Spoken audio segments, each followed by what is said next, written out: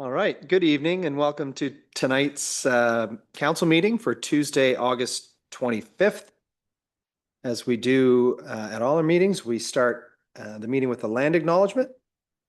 As we gather here today, let us be reminded that the community in which we live, work, and play is situated on traditional, unceded Algonquin First Nation territory. We would like to acknowledge and thank the Anishinaabe people and express our respect and support for their rich history and culture.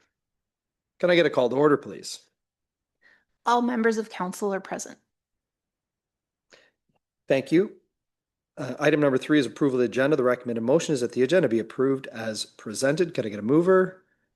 Councillor Atkinson, seconded by Councillor Hinton. Any discussion on the agenda? Seeing none, all in favor?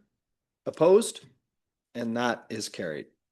Disclosure of pecuniary interest and or conflict of interest and general nature thereof can be made at now or at any point throughout the meeting by notifying the clerk. Item number 5 is the approval of the minutes. Could I get the recommended motion, please? That the council minutes dated August 11th, 2026 be accepted as presented. Thank you. Could I get a mover? Deputy Mayor Tent, seconded by Councillor Sakaspina. Any discussion on the minutes? Seeing none, all in favor? Opposed? And that is carried. Item number 6 is a consent report. Could I get the recommended motion, please? That council receive the consent report dated August 25th, 2026. Thank you. Could I get a mover? Councillor Comley, seconded by Councillor Kavanaugh. There's only one item on it, which is the Municipal Law Enforcement Second Quarter Activity Report. Is there any discussion? Seeing none, all in favor? Opposed? And that's carried. That moves us along to bylaws, of which we have 4. First bylaw is to amend traffic and parking and Stonewater Bay. Recommended motion, please. That bylaw 68-2026 to amend traffic and parking bylaw 46-2003 Stonewater Bay be read a first, second, and third time and finally passed. Thank you. Could I get a mover? Councillor Hinton, seconded by Councillor Comley. Any discussion? All in favor?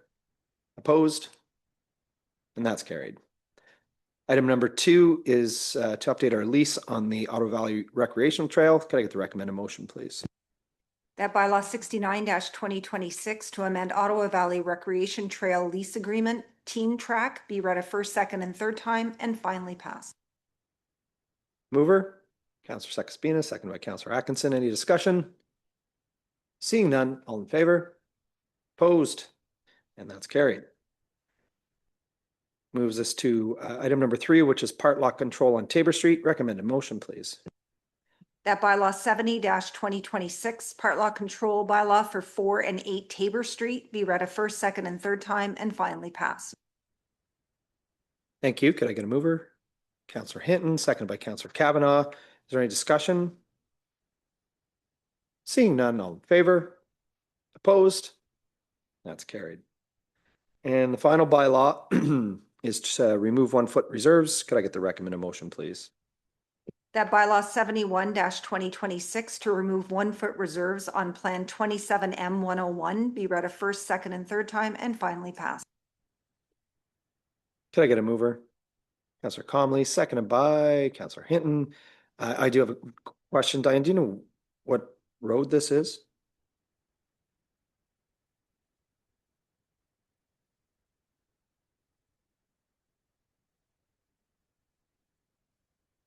Evening, Mr. Chair. I was only half listening. What bylaw is this? 1-foot reserve. Thank you. So this is a different situation. We have a block of land that was held as a potential through street that we have since deemed not to be a through street. And so on the sides of this potential through street, we had taken 1-foot reserves across what would be the exterior side yards of adjacent lots. Given that this block in the middle is no longer going to be a street, we're going to lift the 1-foot reserves on either side, and they are going to become part of that same block as a piece of development land. Okay. The blocks are all located on Morris Street in the Mississippi Shores subdivision. Morris. Thank you. Is there any other questions? Seeing none, all in favor? Opposed? And that's carried. That moves us along to announcements, of which I have one official announcement, which is to say that Prostate Cancer Awareness Month is September of 2026. And then we generally open this up to our fellow council members to talk about what's going on around the town. And normally we go to Councillor Kavanaugh, but Councillor Sakaspina has got it like second meeting in a row, gets to go first. So Linda. Yes, I only have one thing here, Sunday on September 27th at 1 p.m. Prescriptions of the Past. It's going to be a presentation by wacky, crazy historical collector Aidan Dagg and on our local drugstores from 1800s to 1900s. And the cost is only $5, plus you get refreshments. Thank you. Thank you, Linda. Councillor Kavanaugh. Thank you. Just a couple of things. The 26th, there's a crafter night club at Braumeister at 6 p.m., which is kind of a fun drop in, bring your crafts, a great way to socialize with your artsy friends for us grown-ups that still like to craft. The 29th, which is Saturday from 12 to 8, there's Liquid Courage and Friends Rock the Pantry at the Legion. This is an annual event. It supports the food bank, and I encourage everyone to go out, have a good time, and support our local food bank through that activity. And then that same night, starting at 8 p.m. at Carlton Junction, is Movies in the Park. And they're showing Hoppers. And if you haven't seen it yet, it's super cute. Bring your comfy jammies and blanket and enjoy that movie. And only other one thing as a mama, our littles in the French Catholic Board have started this week. And our other littles and not so little start next week, Notre Dame, CPHS, St. Mary's, all of them. So I just remind everybody to, go a little slower, watch for the kids that are walking and biking, and especially those that are starting a new school. And in honor of Dolly Parton, who passed today, if you see someone without a smile, give them one of yours, and have a great start to the school year. Thank you. Anybody else? I did happen to notice one of my neighbors that goes to jail Carew was walking to the bus today with the head down a little bit. So yes, kids are out and about. And as Councillor Kavanaugh stated, next week, everybody's going to be out. Want to give a shout out to, as well as to all the crossing guards that are going to start back up. Truly, we can't go back to school without the crossing guards. Very important part of our children's safety as they cross busy streets. So please pay attention, slow down, and respect all the rules of the road, especially for the first, well, always, but especially for the first couple of weeks when there's some young kids and nervous parents out there.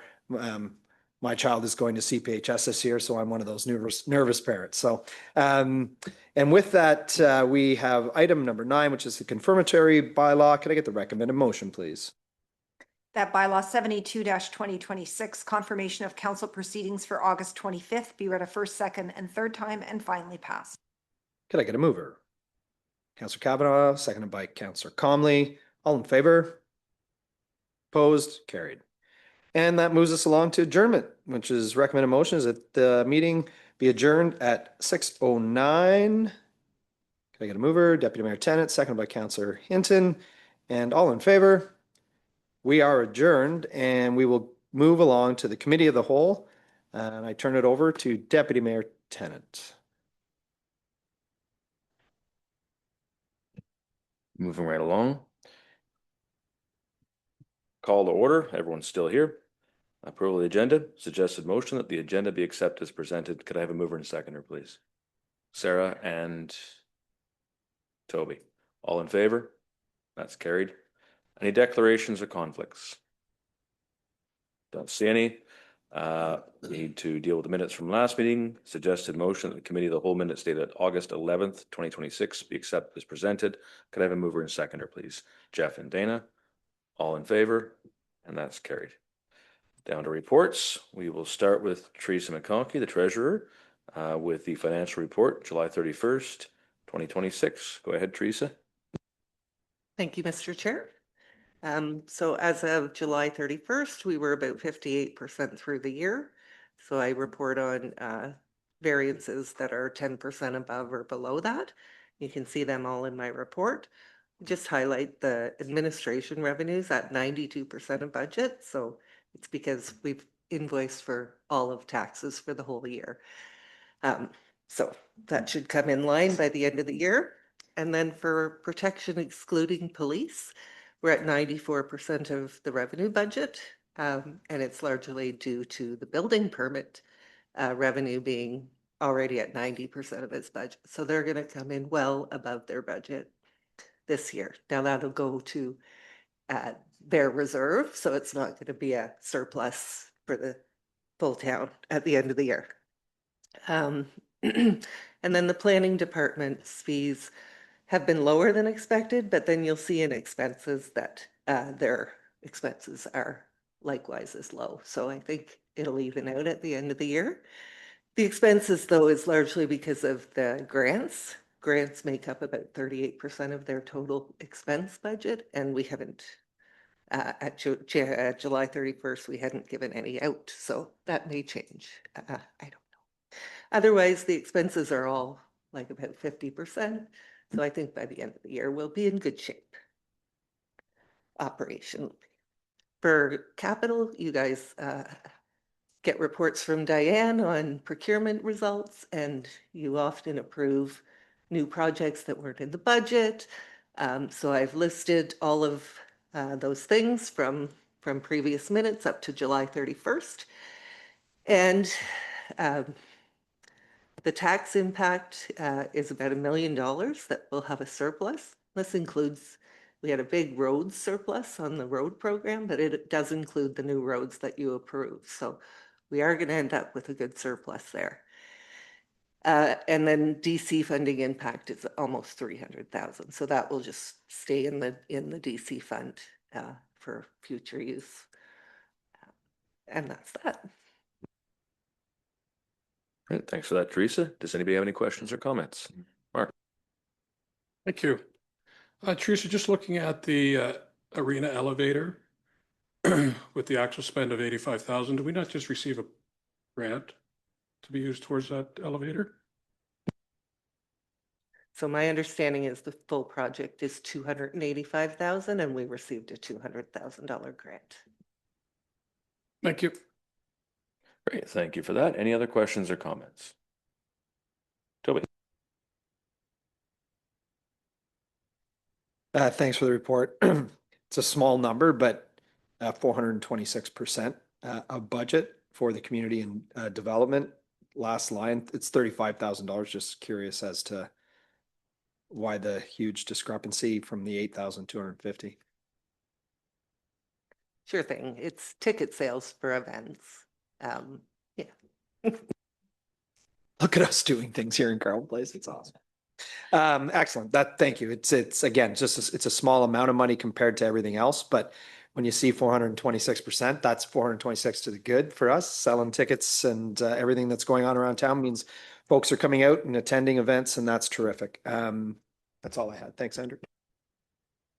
Yeah, we want the numbers in that category to be big. Any other questions or comments? Seeing none, I will read the suggested motion that council receive as information the financial report from the treasurer for the period ending July 1st, 2026. Mover and seconder, please. Jeff and Mark, all in favor, and that's carried. Thanks, Teresa. Moving on to Allen Street Servicing with Guy Bourgon, Director of Public Works. And you're ready. Thank you, Mr. Chair. This is a report that I presented 2 weeks ago. I'm just here to answer any questions that you may have at this time. Any questions at this time? Toby?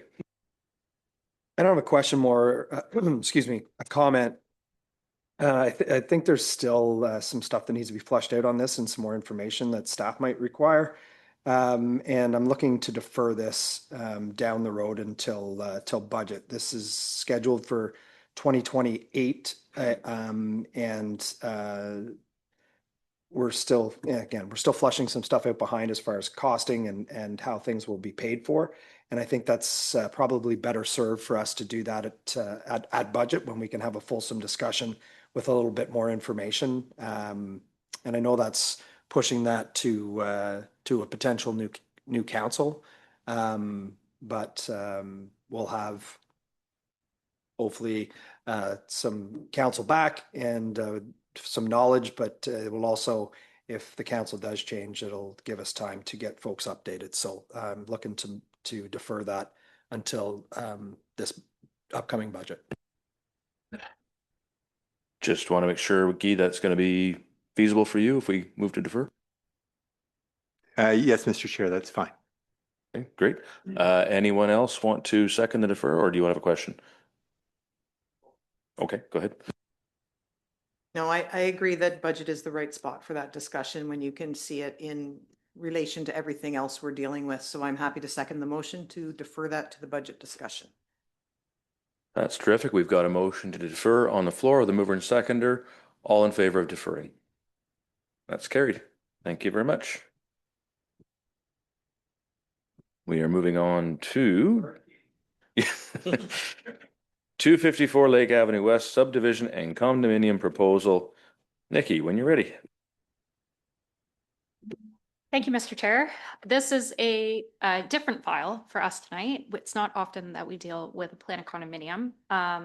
So I'll review the kind of high level details of what we're talking about in a plan of condominium, but just like a plan of subdivision, ultimately we are not the approval authority on this proposal. We're a commenting agent who provides recommended draft conditions to the county, and then ultimately the county is the approval authority. Council should remember this application. We actually saw it at a public meeting back in October of last year. The proposal really has not changed in any way between that public meeting and today. So we didn't feel additional public meetings were required given the delay. The nature of the delay was really on the town and the developer's part in understanding the dynamic of establishing the declarations that are required to be registered and named in the notice of decision as they relate to establishing a condominium.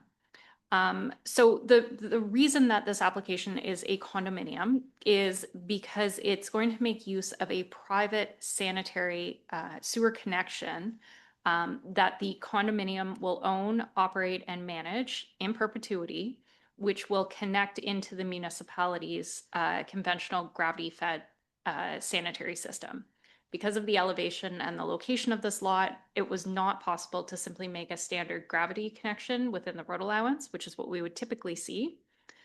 We do have water servicing available along the frontage on Lake Avenue, so the water services are not part of the condominium, but there are a fair number of stormwater works in the rear of the property to manage runoff and collect drainage water, which will funnel eventually out to the street. Those stormwater works that are located on the private property are also to be managed through the condo. So in evaluating the condominium application, council needs to remember that all we're looking at is breaking up the land into blocks. We're not talking about the actual development, what the development is to look like, how it functions. All those details get worked out further down the road at development permit stage. At a high level, we're looking at creating 7 blocks of land for residential uses, 2 single detached dwellings, 1 semi-detached dwelling, so 2 units, and then 4 blocks which are currently conceptualized as quadplexes. Additionally, you'll see block number 8 is actually a site triangle at the corner of Mississippi and Lake. That's going to be dedicated to the municipality so that it becomes part of the road allowance. And then block 9 is the servicing trench, where the force main to a pumping station will be located all within that area. And then that land will be the responsibility with easements over top for access and driveways and landscaping and all those good things layered on top for each of the individual properties that abuts it. In total across the site, the conception plan is to have 20 residential units on the property. Of note, this property is within the intake protection zone 9 for the municipal water drinking system. That includes a little bit greater review on our part when we're screening applications, but the applicant has gone through that process with the Mississippi Rideau Source Water Protection Committee, and they have not imposed any additional restrictions or considerations on the nature of the development. Beyond that, like I said, this is a development application that did require a public meeting. Council will recall last October, that we did have one member of the public who was an adjacent property owner come to speak. He had some concerns about snow clearing and parking, and the owner was able to connect with him, as was I, to discuss the nature of those concerns. So I don't believe he has anything outstanding at this point. The only other concern that I'd say I've received in the review of this application is concerns about traffic and parking on Lake Avenue. This is a very busy location, particularly with the high school and the track, and then the new subdivision and the boat launch. So on PDF page 10, I did want to point out that there is a clean screenshot of what Lake Avenue looks like and the frontage along this property. The Lake Avenue is not going to lose any existing on-street parking as a result of this development. There are existing no parking signs all the way along the street, but it is going to come with a requirement for the developer to install a sidewalk on that side of the street, which we're hoping is going to provide better pedestrian safety between the Mississippi Shores development and the corner at Mississippi Road. So we think that's a good thing. There is also going to be a need to make some connections into that new water main in Lake Avenue. So rather than having road cuts across the street, we've asked that the asphalt be replaced in whole, and that will be a condition of approval. So with that, Mr. Chair, I will also point out that Nathan Adams is in the back row. He's the owner and proprietor of the project. If council has any questions related to the nature of future development plans, he's here to answer your questions. Otherwise, if it pertains to the nature of the application specifically and the conditions that are being recommended, I'm happy to take those questions. Thank you. We'll go to questions. Linda. Anytime you get to this corner of the world in the town, I'm going to have an opinion. I support the principle of creating additional housing at 254 Lake Avenue West, but I believe council must look beyond the number of units being proposed and carefully consider the long-term impact on this established neighborhood. 20 units on a relatively small site represents significant intensification directly across from Riverside Park and beside the high school. That makes thoughtful design, traffic management, parking, trees, drainage, and the relationship to the existing neighborhood particularly important. I am especially concerned about stormwater, as I was with Mississippi Shores years ago before I was on council in 2016, and I still am today.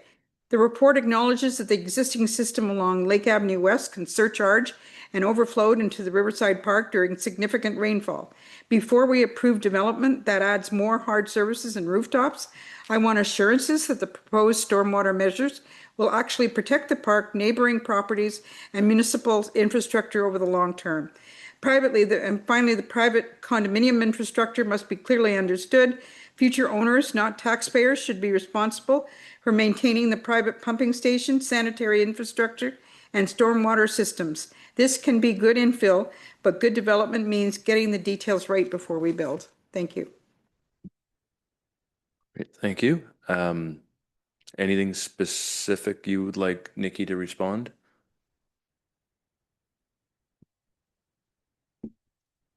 Respectfully, Mr. Chair, I'm not sure there was a question in there. The comments will be duly noted and shared with the county on the record. So I think out of the identified concerns, most of them are addressed in the report, I would say. So unless there's anything specific, I'll move on. Any other questions or comments, Mark? Thank you. Nikki, for the 7 blocks, 2 are single detached and 1 is a semi-detached. Are they part of the condominium corporation, or are those rentals or purchase freeholds? Through the chair, so each of the blocks of land, the 7 blocks of land, are intended to be freehold units, but they're known on legal title as parcels of tied land. And what that means is that they have a shared interest in Block 8, which is the condominium infrastructure. So the condo is responsible for the management of the infrastructure, but it is not necessarily a landowner. Okay, that's why this is a common elements condominium. The quadplexes at this point are intended to be rental units, and there are actually conditions. There's a draft condition within the town's recommendation that prohibits the division of that block of the subdivision by part lot control. if future land division of those blocks is to be contemplated, it needs to be done through a plan of condominium with the consent of the existing condominium, because there's a issue of equity if you're further subdividing those into individual holdings and splitting that sharehold in the original condo corporation into 4 parts. Is that still equitable across all of the communal shareholders? Jeff? Following up on that, is it the intent of the developer to have those 4 blocks, the quadplexes, owned by a single owner or separate owners?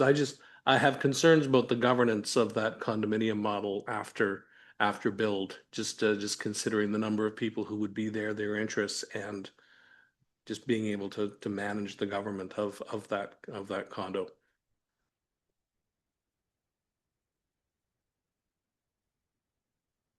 We'll need you on the mic, so if anybody's watching at home, they'll pick it up. Thank you.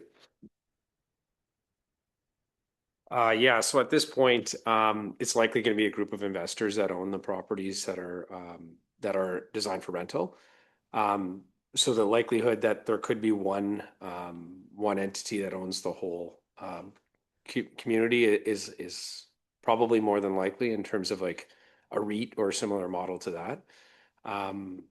But we can't at this point. I can't guarantee who owns them long term, but certainly we have retained lawyers to set up the condo corporation and all the legal ramifications we've done to date, and they will continue to hold and trust that basically our condo organization until everything's set up, and then an official condo board is started.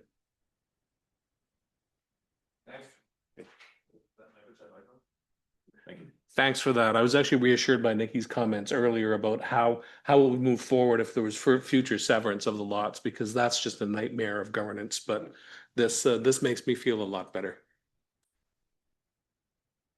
Other questions or comments? Toby? Thank you. Nikki, the first single family that's closest to Mississippi, how far back is that from the stop sign? Do we know? From the Mississippi Road allowance or the Lake Avenue? Well, both, I guess. It's like the corner. My concern is how close it is to the stop sign coming down lake towards Mississippi. Thank you. So through the chair, a couple things to note. That's the importance of taking that site triangle part, that block 9. So the site triangle itself measures 4.5 meters by 4.5 meters down each side. Beyond that is your property lines. The conceptual plan for the house, I believe, meets the minimum zoning requirements, which are 4.5 on the exterior side yard and 6 in the front. Whether or not ultimately at build out it comes in for variances, that would be a separate process, but the concept at least shows it compliant and a lot formation that ensures compliance long term. Just to follow up, so by what you just said, we're roughly 9 meters to the corner, effectively. Now, something you just said brought me concern. So right now there are no variances. The concept says everything is just straight up, which makes it very easy for us to move along, regardless of concerns that we might have about intensification or the amount of units on that space. But what you just said was at the time of building, there could be a request for variances. So we are making recommendations based on the current information. Do you have knowledge that there's going to be changes to this, or is that just a turn of phrase that you're saying? No, sir. I don't have any knowledge which would make me think that there will be variances, but there's always a possibility of variances. What will be fixed after this decision is that you're creating the 7 poddles. So 7 properties, which will be part of the condominium. How many units ultimately go into that will be determined through further review. However, I would suggest that splitting that up significantly into micro poddles is outside the intent of the original approval and would trigger the need to come back in for a new plan of condominium. Thank you. Ultimately, what we say is going to get pushed up to the county and and 16 members of county council will make the ultimate decision on this, with input obviously from the town of Carleton Place. We kind of been looking at this one for quite some time, and we knew that this was coming down the pipe. 20 units where one used to exist, I know it's an apartment and there's multiple people living in there, is going to be cause for concern for some folks. I don't have a lot of concern with it. I'll finish what Councillor Sekaspina did and just get it on the record that you don't have any concerns with runoff water where that's going. Again, this is an intake. I know you've said it's kind of met everything. Do we as a staff have any concerns whatsoever about the runoff? Because it was a contentious issue with the Bodner subdivision, which was called Bodner in 2018 at the time. But I'll let you answer that. But outside of that, it adds rentals to the stock, which is always a good thing for our community. It's a mix of units, which is a good thing. For my liking, it's a little intense again, but at the end of the day, somebody was going to come in and do something, and usually we get asked for variances left, right, and center, and this developer is respecting the rules that we're governed by, and I appreciate that. So I'll just ask you about the storm runoff and how that we're sure that that's going to be okay, and then I'll be quiet. Thank you. Thank you, through the chair. So not being a civil engineer, I'm going to give you the planner speak version. The lots have been designed to convey the stormwater into 2 holding areas in the rear of the property. The whole idea of that is to control both quality and quantity of the runoff during storm events, and to slow that water from hitting the municipal system, which then overflows into Riverside Park. We feel that based on those ponding areas, that there is adequate capacity to hold and prevent spillage and overflow and surcharge into the park. That's not to say that 100% of the time it's going to work every time, but based on engineering statistics and analysis, they say this meets the standard of 80% quality control and an acceptable quantity control release. We can flag it again for county review and ask for their comments. This file, the site itself is outside the setback area from the Conservation Authority's review of the river itself.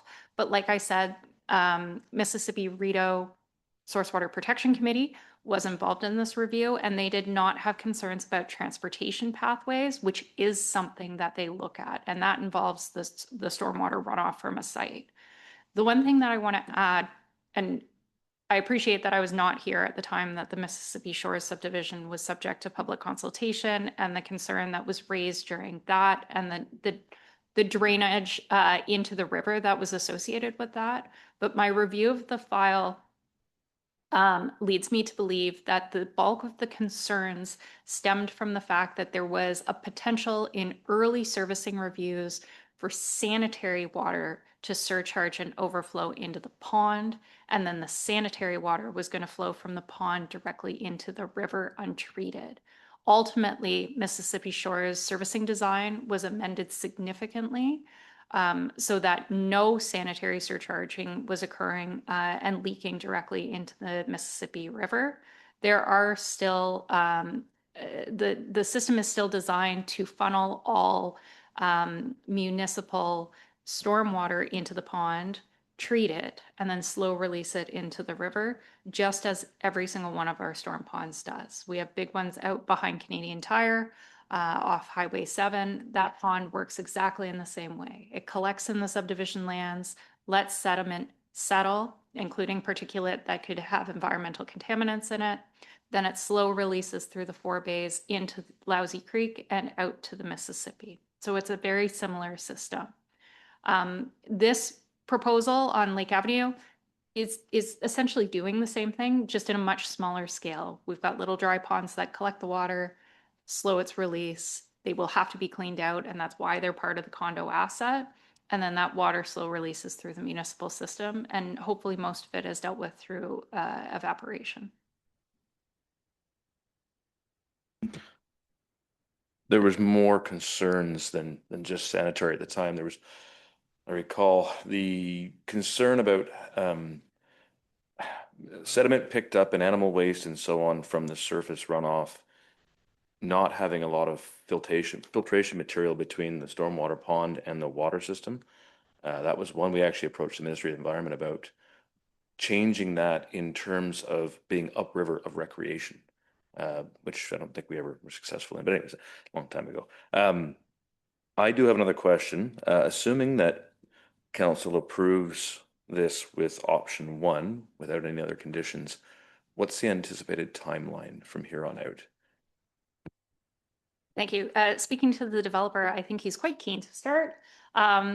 Realistically, it still has to go to county council. Whether or not that gets timed before or after inauguration, I don't know. I'd say realistically, you're probably looking at January for a decision from the county. There are 20 days of appeal on plans of condominium and subdivision, so a draft decision does not become finalized until that. Following which, there's 3 years to clear all the conditions. In this case, registering and establishing the declarations for the condominium corporation are going to be the most laborious part of the process. How long that takes is ultimately up to Mr. Adams' lawyer. So one of the reasons I'm asking is currently with the work going on at the water plant, every single inch of parking space between the corner of that intersection up lake and all the way down to the boat launch is occupied by a car. And it is every day, all day, because these are the teachers and students who are parking there because their parking lot's been taken over. You can't build anything there right now, not while that's going on. You won't have the space. So I don't know how we're going to manage that if we want to get started on both at the same time. Like, I mean, logistically impossible. Thank you, through the chair. So Ms. Smithson has just confirmed that that project is on schedule to complete in spring of 2029. So we still have 3 years for completion there, 2.5 optimistically. I can speak with Mr. Adams about the actual scheduled plan and get back to you on that. In my experience, registering a plan of subdivision, not a condominium, but a plan of subdivision does take, 3 to 4 years before you see the first phase. It's not uncommon for us to see applications for extension before they even register the first phase of a development. So I guess we're going to see this come back another time with the development permit bylaw conditions and any changes that might be made before it goes to county, correct?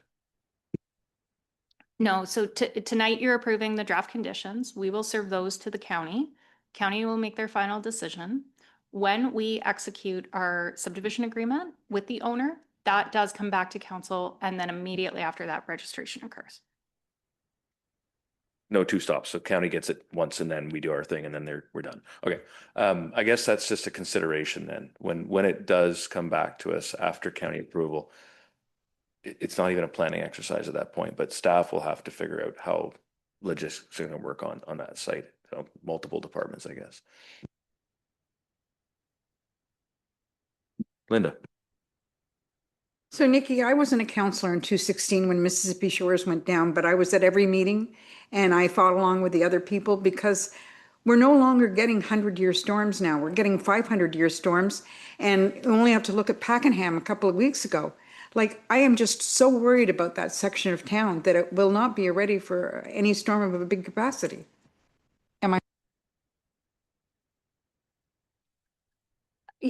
My non-engineering sense says, no, you're not wrong. You're right. Climate change is having a significant impact. This has been an exceptional year, but we're having more and more exceptional years.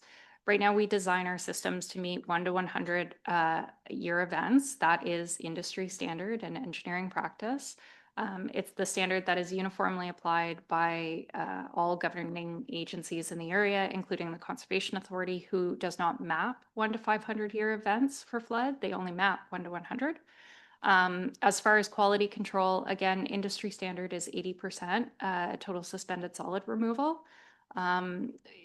I've heard environmental planners request that we look at doing something closer to 100. That never seems to come to fruition. Whether or not it does in the future, I don't know. I think you'd probably see the conservation authorities driving that. And at this point, they're not. And we kind of follow their lead as far as appropriate standards.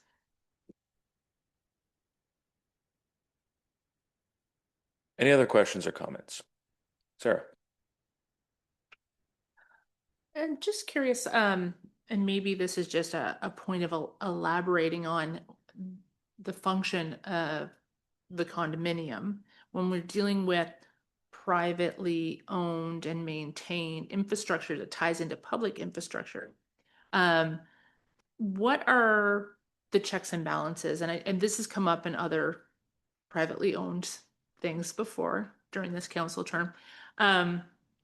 If that parcel is 20 years from now owned by someone else, if there's some sort of collapse in the condominium association, or it changes ownership or management, or, you know, what are the checks and balances in terms of ensuring that they are doing what they need to do to ensure that the upkeep meets the standard that the town has? Because it would be awful if private standards were different than public standards and they were, you know, so what are the checks and balances there? That's a great question. Collapse of the condo economy is not one that I know a great deal about. I mean, in establishing a condominium corporation, there are checks and balances where they have to have an asset management plan for all of their assets on site. They have to have reserve funds established and maintained and audited to ensure that they have adequate funds. The actual responsible management, I think just comes down to their rules of conduct of the condo corp. Beyond that, I really can't say. If you'd like, I can find out some more information about it, but ultimately, and this is the nature of the condo, right? It's a private civil issue that the municipality doesn't have responsibility for. And that's why these are established like this. And that's why our official plan now says that if you're going to establish something with private shared services, it must be done through a plan of condominium and not a JUMA. Thank you. I would love to know just even for my own sake, because it's an interesting field and I see it come up more and more. And so it's a question. Thanks. Other questions or comments, Mark? Thank you. We just did resurfacing on Lake Avenue West this year. Is there not a time period of when that's done? I believe it's 5 years, that it can't be cut within that period. So if that's, first of all, that's my first question then. Yes, so there is a 5-year road cut moratorium on this stretch of Mississippi. So no work will take place within 5 years of the original lay of the asphalt. Now, I think this particular stretch was actually laid last year by Kavanaugh. This was not included in the scope of work that Kavanaugh did this year, but I'll double check with Tony because I know the transition line was very close to here. But it is also why the condition states that the asphalt has to be repaired in its entirety and not just as a single surface cut. So going back to Deputy Mayor Tennant's comment about a lot of things going on there with the water treatment plant, parking issues that we're experiencing right now because of everything that's been taken away.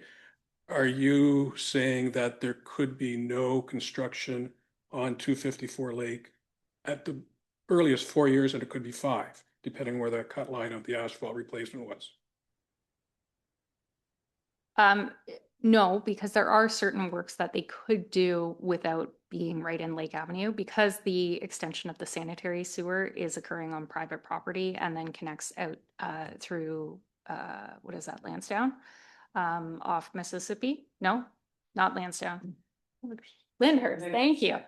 Down Lyndhurst, that work could take place before the moratorium is lifted because no road cut on Lake Avenue would be necessary. So it's not a hard deadline, but I hear, council, that there are some legitimate timing concerns and overlap of construction contracts in the area. And so we'll take that conversation offline with Mr. Adams and discuss kind of how these things will collaborate and work together in the future months.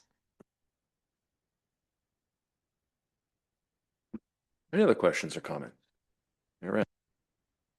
This the last one for me, and it's with respect to if this gets approved here at the county, comes back, everything goes well. Let's just say that it does. Parking will always be an issue in the town of Carleton Place. I'm looking at Mr. Adams, sorry, respectfully, is that your potential development is right across from a historic park in Carleton Place, which is probably one of the reasons why you like that property, and your future homeowners and renters will also like that property. The parking that it goes down the entire length of the opposite side of the road adjacent to the park is for park users. Right now, we're talking about it being used for teachers and students, and throughout the day, it kind of is. But I need to impart upon you and whoever is going to partner with this long term is that the tendency is just about everywhere in town is like your quadplexes have 1.25 parking spots per dwelling. I don't know anybody that doesn't own 2 cars and a boat and a trailer and just about everything else these days. And even renters have these things. And to be honest with you, we brought this concern up in another development that came up in town because it's just the way it is. People own a bunch of stuff or they have people that are over. I need to impart upon you that I can park across the street, but I don't have a park that's sitting there, and a neighbor that's living in a subdivision can park out across the road because they're surrounded by houses, not a historic park that people use on a regular basis. So I don't know, to be honest with you, if you're from town or know the town very well, but the parking along what would be the north side of Lake is truly used for that park. And if it becomes an issue where folks are using it as their own parking lot because they don't have space within the site, and you are not asking for any variances and you're meeting every one of our conditions, and depending upon when this gets built, we're probably going to have to change our parking rules along Lake Avenue because of this development. And I don't say that begrudgingly. It's just probably going to be a matter of fact, is that we're going to have to change durations because some people are going to, and you're not going to be watching or have cameras on people to see how long they park across the road. But it's going to become an issue because right now we have a single family house that has an apartment in it or 2 apartments in it that people can park on site. And when you get 20 units times 2.3 people and they all own a car and a half or 2 cars, all of a sudden you got an 80 additional or 40 additional vehicles or however it might be, rather than the 2 or 3 that are existing, and they have to go somewhere. And they're not going to drive down the road and walk back to the house. They're going to park right across the street. So I'm saying it out loud because I can foresee it becoming an issue. And the fact that it's a condo corp means that you actually have a group that can get together and have conversations as a group to say, hey, like that's off limits. And as this goes along, I'd like that to be respected as best as possible, because that park is for 14,000 people that live in the town of Carleton Place right now, not just 20 people across the street.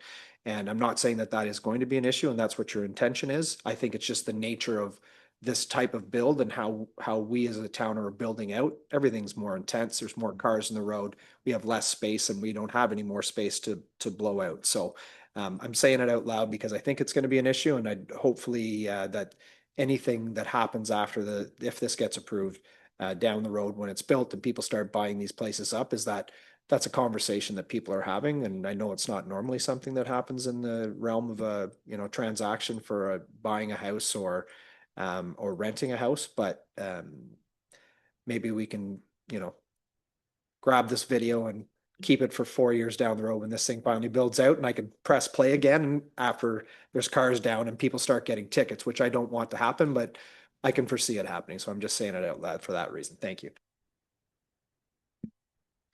Any other questions or comments?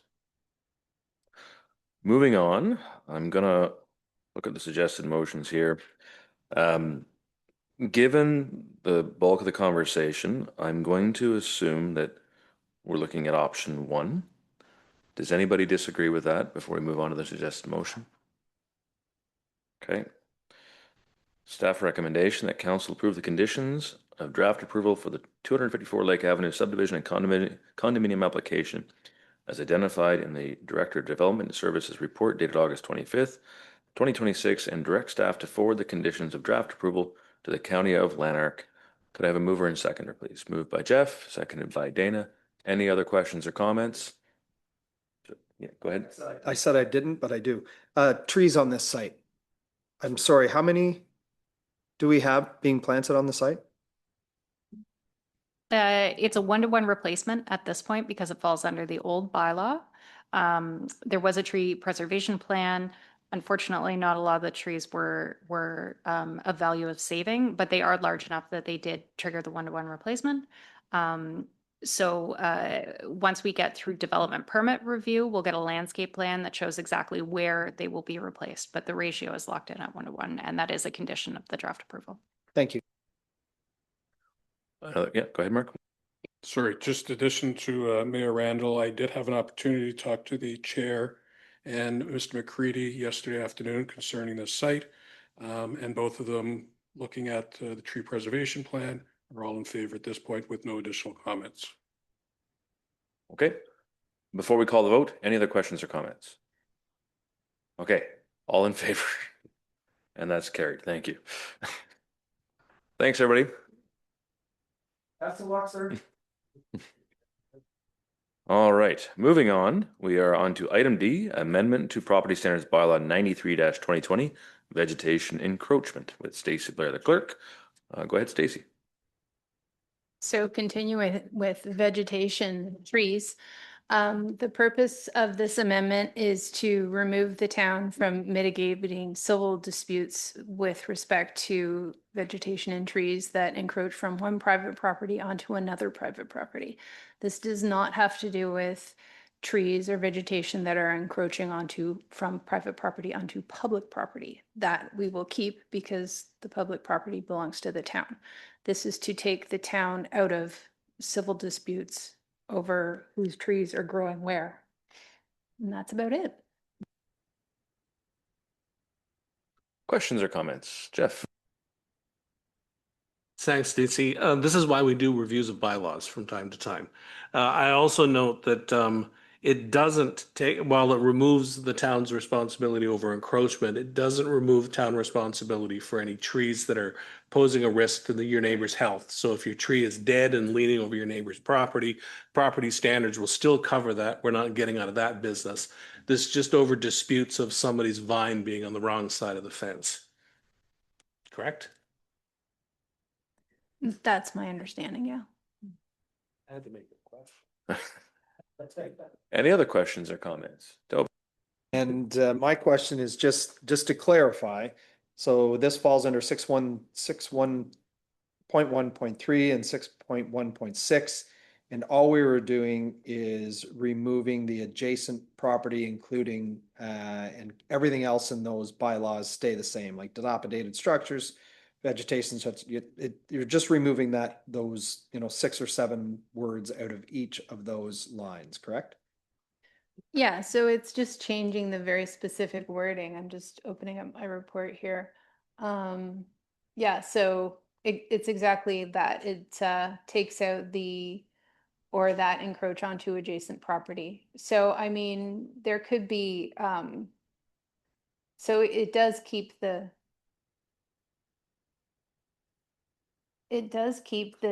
part about hazardous in terms of the area, but I do think that there could be a little bit of what do I want to say? Determining what it makes for dangerous, right? So, I mean, that would still be yes, that would be up for interpretation. But this is, so that to take the town out of basically what should be a civil dispute, really. I was more concerned about the dilapidated building structures and whatnot. It's just that is still remaining we're just striking those, like you said, anything that's encroaching that would be civil in nature. That's what the only thing we're dealing with in this. Thank you. Yeah, there still are other, like the property standards booklet is 40-some pages long, and it relates back and interweaves among itself. So the dilapidated building may have other reasons for bylaw to be involved, not necessarily the civil reasons that this would point to. So there's still lots to do, even if we pass it. Yeah, go ahead. Mostly the purpose behind this is that sometimes you end up with neighbors who don't want to talk to each other. And, you know, neighbor X's tree is growing into neighbor Y's yard. And rather than ask their neighbor to cut it down or come to some kind of agreement amongst themselves, they shop it out to the town, and then now it's the town's problem. This removes the town from those sort of situations. Any other questions or comments about the change to the bylaw? Seeing none, suggested motion that council approve amending property standards bylaw 93-2020 as outlined in the clerk's report dated August 25th, 2026. Mover and seconder, please. Mark and Sarah. All in favor? Carried. Thank you. I'm seeing no new and other business. Information listing. Does anybody want to make any special discussion point here? No. Suggested motion that the information listed dating August 25th, 2026 be received. Mover and seconder, please. Dana and Jeff, all in favor. That's carried. And then we're going to move into closed session. Suggested motion that committee move into closed session at 6:56 p.m. to discuss matters subject to the Municipal Acts Section 239 2 and C, proposed or pending acquisition or disposition of land by the municipality or local board, items 1 and 3. E, litigation or potential litigation, including matters before administrative tribunals affecting the municipality or local board, item 2. F, advice that is subject to solicitor client privilege, item 2. K, a position plan, procedure, criteria, or instruction to be applied to any negotiations carried on or to be carried on by or on behalf of the municipality or local board, items 1 and 3, and that the following persons be permitted to participate in the meeting: Diane Smithson and Stacy Blair. Mover and seconder, please. Sarah and Toby. All in favor of moving into closed? And that's carried. Thank you.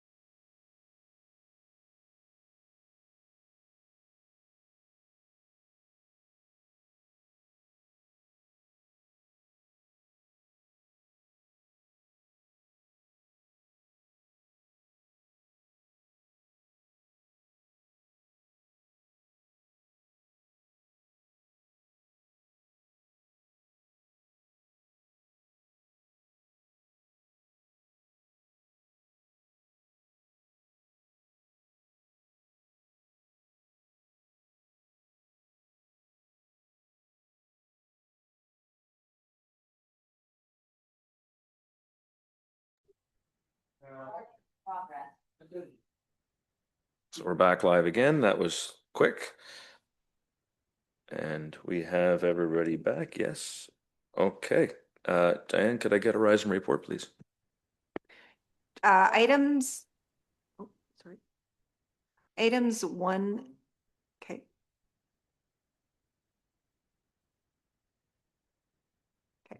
Items 1 and 3 were received as information, and item 2, staff direction was provided in closed session.